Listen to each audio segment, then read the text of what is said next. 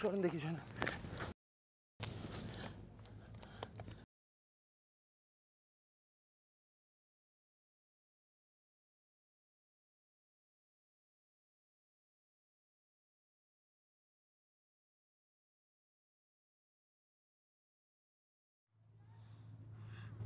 কি বোঝেন, চেতনা আছে ফকির সাহেব? না, কোনো আশ নাই, তাই না ফকির সাহেব? নারী খুব দুর্বল। তয় তয় তয় তয় একেবারে থামে নাই।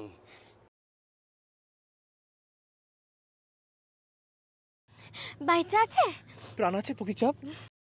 ভাগ্যিস, ভাগ্যিস আপনি আইছিলেন। আল্লাহর কি ইচ্ছা জানি না, তো নারী যখন চলে একবার চেষ্টা করতে হয়। ভিড়টা একটু খালি করেন মা জননীরা, মানুষটারে বিষ ধোয়াইতে হইব। দেরি করেন যাইব না। ধরেন ধরেন, চল।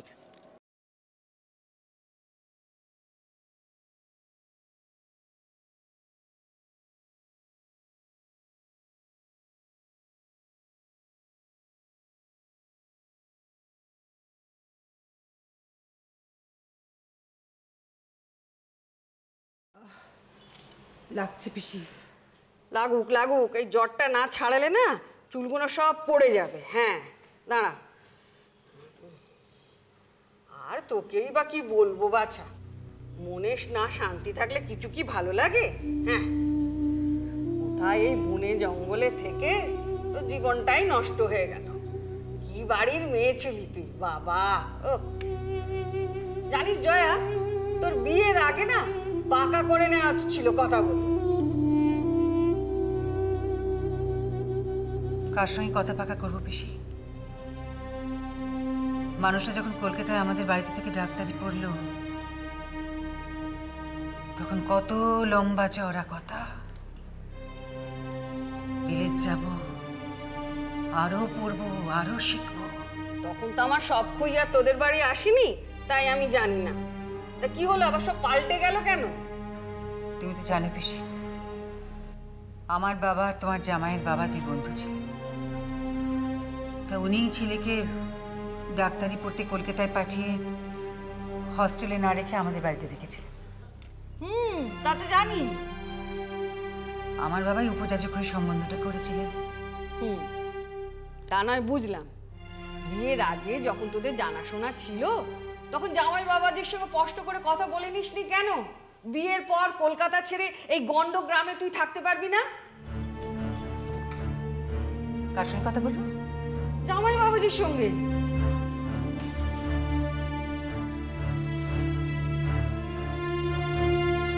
তুমি কি ভেবেছ আমাদের ভালোবাসার বিয়ে?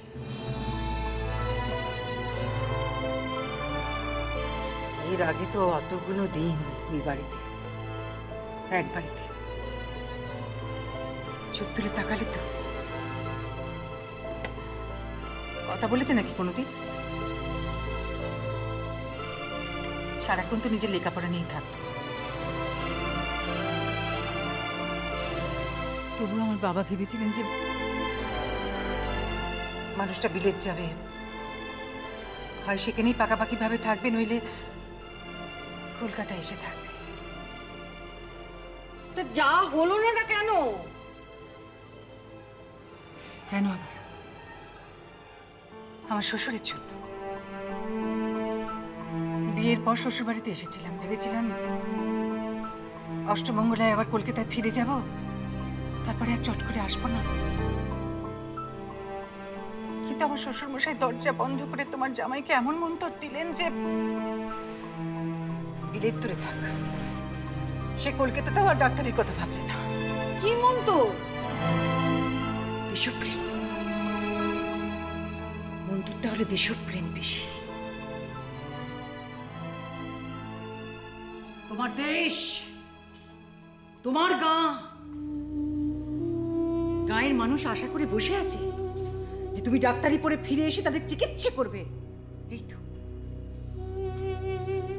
বাবা দেশপ্রেমের বাণী ছাড়লেন আর ছেলে গুলে জল হয়ে গেলেন। তার মানে জামাই তোকে ঠকিয়েছে? ঠকিয়েছেই তো পিসি, ঠকিয়েছেই তো। সালাম ওই কর্তা সালাম। ভালো আছেন কর্তা? ওই যে সালাম কর্তা সালাম। ভালো আছে? হ্যাঁ চলতেছে। কেমন আছো রজব? আছি আছি কর্তা। পেন নাম কর্তা। ওই গাছে দুইটা কুমড়া আছিল, আপনার দামে তুইলা দিছি। দেখো দি আপনারে দিলি আমাকে পুণ্যি হয় ধনকর্তা। সোনা বাবুর লইগা কয়েকখান তাজা ডিম তুলা দিছি কর্তা। কদমেরা কি কয় কত? মাঝে মধ্যে দিদি ঠিক আছে, কিন্তু প্রত্যেক হাটে দেওয়ার আছে কি? দিছে তো কি হয়েছে, তো ভালো কাম করছে তো ওরা, সারা বছর সেবা পায়। দিব না কেন? হ্যাঁ ঠিক কথা। ধনকর্তা আগে থেকে কয়ে দিতেছি, রাগ করতে পারবেন না কিন্তু। জালে একখান 10 সেরি মাছ উঠছিল, কাতলা, আপনার লিগে রেখে দিছিলাম, নাও এ তুলে দিছি। হ্যাঁ তা মাছ বিক্রি করলে তো কিছু মিলতো, তা আমার দিবা যখন তখন দাও, তোর দামটা রাখো। আপনারে এইটুকু সেবা করার মৌকা আমাদের দেন, আল্লাহর কাছে জবাব দেব কি? ঠিক কথাই তো। দেখ দেখ দেখ দেখ, তোরা যদি এমন করিস তাহলে কিন্তু এই হাটে রুগী দেখা আমার বন্ধ করতে হইব। এ কি কথা কইছেন কর্তা? আপনি বলেন, আমাকে আপনি ছাড়া আর কি আছে বলেন দেখি। মায়েরা শাদি দিব, আপনার পরামর্শ লাগে। শুধু তো পরামর্শ নয় কর্তা, পনে টেহা জোয়ার হয় না, আমাদের তো কইতেও হয় না। আপনি নিজেই আমাকে দায়িত্ব কান্দে তুলে লন। ঠিক আছে ঠিক আছে, হয়েছে হয়েছে। তোমরা হইলে কি আমার নিকট আত্মীয়, আপন জন, তোমাদের দেখুন না তো কারে দেখুন। কথাগুলো মনে রাখিস, হ্যাঁ প্রত্যেকে মনে রাখিস কথাগুলো, ভুলে যাস না কথাগুলো। হ্যাঁ কথা চলেন। হ্যাঁ যাইতে যাইতে রাইত হয়ে যাবে। আপনি তো ছোট ভাবির কথা দিয়েছিলেন সন্ধ্যের আগে যাবেন। চলেন চলেন। দাঁড়া দাঁড়া, আরে তোরা তোদের এই গায়ের দিকে আনন্দরে দেখছস নাকি?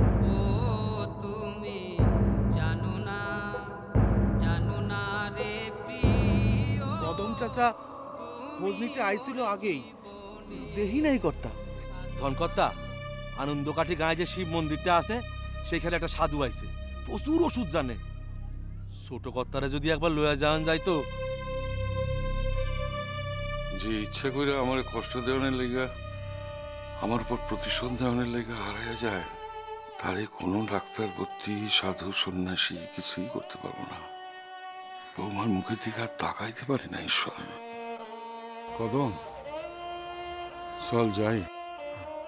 হ্যাঁ কথা চলেন, চলেন কথা চলেন। আসি গিয়া।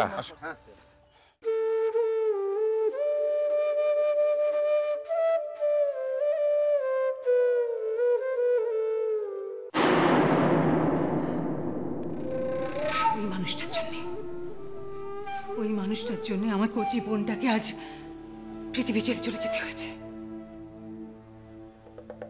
আমার শ্বশুরের কথায় আমার স্বামী গলে জল হয়ে গিয়েছিলেন, আর আমার স্বামীর শাসনে তার ছোট ভাই রায়ের সঙ্গে সমস্ত সম্পর্ক চুকিয়ে দিয়ে ওই কেউ ভূতটাকে বিয়ে করে বসলো। ওই বিয়েই করেছে, বইয়ের ওপর মন পড়েছে। মন পড়াপড়ির কথা পরে হবে পিসি, আমার বোনের জায়গায় ও তো এসে বসেছে। আবার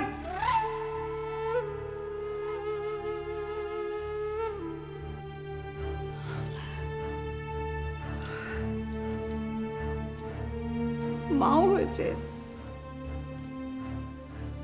আর ঈশ্বর আমার সঙ্গে এমন শত্রুতা করলেন যে পেটে একটা দিলেন না। সেই কথাই তো আমি দিন রাত ভাবি। তোর বরের এত ধন সম্পত্তি, বিষয় আশয়, আর ভোগ করার কেউ নেই। কপাল করেছে তোর এই ছোট বউ। বিয়ে হলো তো বিয়ে হলো, একবার এক ছেলে বিয়ে হলো। আর সেই ছেলে এই বিষয় সম্পত্তি সব ভোগ করবে। তার জ্যাঠা তো তাকে একবার মাথায় তুলে রেখেছে। এই দুদিন বাদে পাশ করলে ঢাকার বড় কলেজে গুচ্ছের টাকা খরচ করে তাকে ভর্তি করবে। সেখানে থাকা খাওয়া সবই তোর বরের পয়সা। আর তার বাপ বিয়ে করেছে, বউকে মন ধরে না, সংসারে ভালো লাগে না বলে বাউন্ডলে ঘুরে ঘুরে বেড়াচ্ছে। না আছে রোজগার, না আছে পত্তর। হ্যাঁ, একটা কাজ করেছে, একটা ছেলে বিয়ে দিয়েছে, ব্যাস এখন ছেলে বউ সব তোর বরের হোটেলে।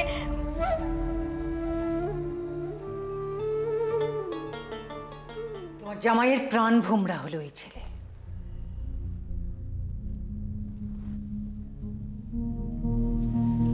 ওর সব স্বপ্ন, সব আশা, সব ওকে নিয়ে। কিন্তু ও জানে না পিসি, ও জানে না যে ওই দানটা আমি কিছুতেই ওর হাতে ছেড়ে দেব না।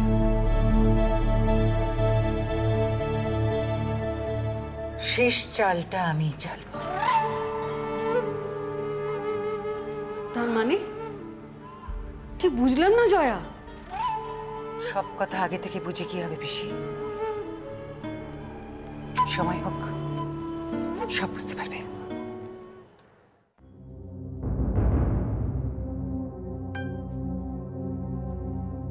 সোনা বাবু, ও সোনা বাবু, আরে বাসায় কেউ আছেন নাকি? জয়া, জব্বর এসেছে। মেয়ের খোঁজে এসেছে মনে হয়। ওই মুসলমানের মেয়েটাকে তো এবারই ছোট বউ একদম শোয়াক করে মেয়ে বানিয়ে ফেলেছে। তাকে নিয়ে কত কথা, লেখাপড়া শিখবি, বড় হবি, মানুষের মতো মানুষ হবি। তোমার জামাইয়ের তো খেয়ে কাজ নেই। ওই মুসলমানের মেয়ের স্কুলের খরচ চুকিয়ে লেখাপড়া শেখাচ্ছে। যত দেখি তত গা জ্বলে যায় বেশি। চাকর বাকরের মেয়ে থেকে মাথায় তোলা হচ্ছে। জয়া, ও জয়া, জব্বরটা না ভীষণ রকচটা। হ্যাঁ, ওর মেয়ের এই বিদ্যেধরী হওয়া, এত লেখাপড়া শেখা, এ বাড়ি ও বাড়ি দৌড়ি করা মোটে পছন্দ করে না। না, বউয়ের সঙ্গে ঝগড়া করে, আমি তো শুনতে পাই। সোনা বাবু, সোনা বাবু গেলেন কই? তো দেখি না কি বলতে এসছে। চ চ চ, তুমি বলে দাও পিসি যে মেয়ে এখানে নেই, নদীতে গেছে। তুই বুঝছিস না কেন? লোকটা ভীষণ এক বজ্ঞা, আর ওকে একটু তাতিয়ে দিতে পারলে না সব কাজ আমাদের হয়ে যাবে। চ চ, ওঠ ওঠ, বসে থাকিস না। চ তো, ওকে একটুখানি ভালো করে বুঝিয়ে দেবো। চ চ চ, আয় আয় আমার সঙ্গে, ওঠ ওঠ। কে জব্বর নাকি রে? ও পিসিমা, আমার মাইয়া কি আপনাকে বাসায় আছে? তোর মেয়ে তো সারাক্ষণই আমাদের বাড়িতে পড়ে থাকে। এ বাড়ির ছোট বউয়ের তো তোর মেয়ে বলতে একবারে মূর্ছা যাচ্ছে। তবে এখন নেই, প্রদীপ ভাষাতে নদীতে গেছে। তবে তোকে একটা কথা বলি জব্বর, তোর মেয়ে বড় হচ্ছে, আর এ বাড়িতেও একটা জোয়ান ছেলে আছে। ওই ছাড়া গরুর মতন মেয়েকে ছেড়ে দিস নি। আপনি কি কইতে চান পিসিমা? পরিষ্কার করে কন দেই, আমি তো কিছু বুঝতে পারতেছি না। না বোঝার মতন কথা তো কিছু নয় জব্বর। তোর বউয়ের তো সাবধান করা উচিত। গায়ের ব্যাপার, কে কখন কি ভাবে তা ঠিক। তোর মেয়ের বিয়ে দিতে হবে তো। লোকে খুঁত ধরতে একবারে পা বাড়িয়ে বসে আছে। তোর মেয়ের নামে যদি কিছু রটে যায় তখন? কোন কি পিসিমা, এসব কথা কোন কেন লিগা? এর মধ্যে চরিত্রের কথা আইতেছে কেন? চোখ উল্টে তুই থাকিস না জব্বর। হ্যাঁ, নয় তোর এ বাড়ির সঙ্গে মাখামাখি বেশি আছে, কিন্তু তাই বলে সবকিছুর তো একটা রীতি রেওয়াজ আছে। তোর মেয়ে নয় সোনাবাবু বলে 2 ঘোট জল বেশি খেলো, আর এই কথা যদি 5 কান হয়ে যায়, তোর মেয়ের তখন কি হবে বল দেখি? বিয়ে দিতে হবে তো মেয়ের, নাকি? সোনাবাবু ছাড়া তোর মেয়ের লেখাপড়া হয় না। আগানে বাগানে ঘুরে বেড়ায় সঙ্গী সোনাবাবু। যত গপ্প গাছা, সলা পরামর্শ সব সোনাবাবুর সঙ্গে। তাছাড়া এই বাড়ির একটা মান সম্মান আছে। কেউ যদি এ বাড়ির কাউকে নিয়ে ছোট বড় 2-1 কথা বলে তখন? তাছাড়া তখন সে ছোট ছিল, এখন বড় হয়েছে। আজ বিয়ে দিলে সেটের দয়া কাল মা হয়ে যাবে। কিন্তু পিসিমা, শোন, ছেলেদের গায়ে কিছু লাগে না, যা লাগার মেয়েদের গায়ে লাগে। যা বদনাম হয় মেয়েদের বদনাম হয়। দেখ জব্বর, তোকে ভালোবাসি বলেই কিন্তু আমি কথাগুলো বলছি। মেয়েকে বিদ্যেধরী করে লাভ কি? বরঞ্চ একটা পাত্র দেখে, ভালো পাত্র দেখে মেয়ের বিয়ে দিয়ে দিই। আচ্ছা, শুনলাম আপনার কথা। এই দিক দিয়া তো কোনোদিন ভাবি নাই। কথাটা কয়া ভালোই করলেন। আসি। আর একটা কথা, আর একটা কথা মনে রাখিস, মেয়ে যে তুই লেখাপড়া শিখছি, বিয়ে দিতে পারবি? তোদের মধ্যে লেখাপড়া জানা ছেলে আছে? মেয়ে লেখাপড়া জানা শুনলে এরপর তো ছেলেপক্ষ 100 হাত দূরে পিছিয়ে যাবে, তখন কি করবি? আইবুড়ো মেয়ে গলায় গেঁথে বসে থাকবি? আর দেখ জব্বর, তোকে একটা সত্যি কথা বলি, কিছু মনে করিস না। তোর যেরকম ঘর সেই ঘরেই তো মেয়ের বিয়ে দিবি। রাজা রাজরা ঘরে তো আর তুই মেয়েকে বিয়ে দিতে পারবি না। বিয়ের পর তো সেই বাচ্চা বিয়েতে হবে বছর বছর, আর উনুনের পেছনে ধোঁয়া দিতে হবে। আর এই লেখাপড়া করে যে সময়টা তুই নষ্ট করছিস না, তাতে মেয়েটা কি হচ্ছে, ওই কলা গাছের মতো বেড়েই উঠছে, আর কিছুই হচ্ছে না। তাছাড়া এখন মেয়ের বিয়ে দিলে দুটো পয়সা পাবে, দুটো পয়সা হাতে আসবে পণ বাবদ। এরপর তো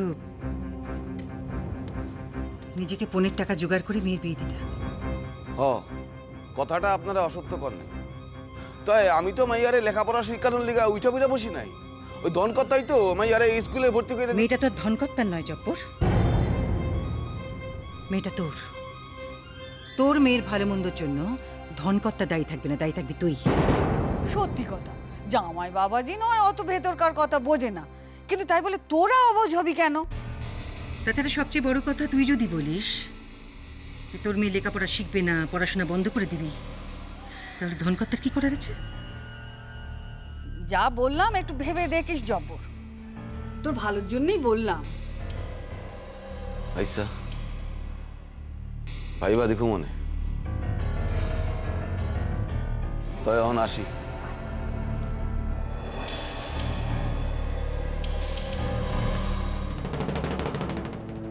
অনেকদিন ধরে তককে তককে ছিল জব্বরের কানে কথাটা তুলবো বলে, এবার দেখবি মেয়ের বিয়ের জন্য একবার উঠে পড়ে লেগেছে। আর ওই তোদের ছোট এবার ন্যাকাপনা কমবে।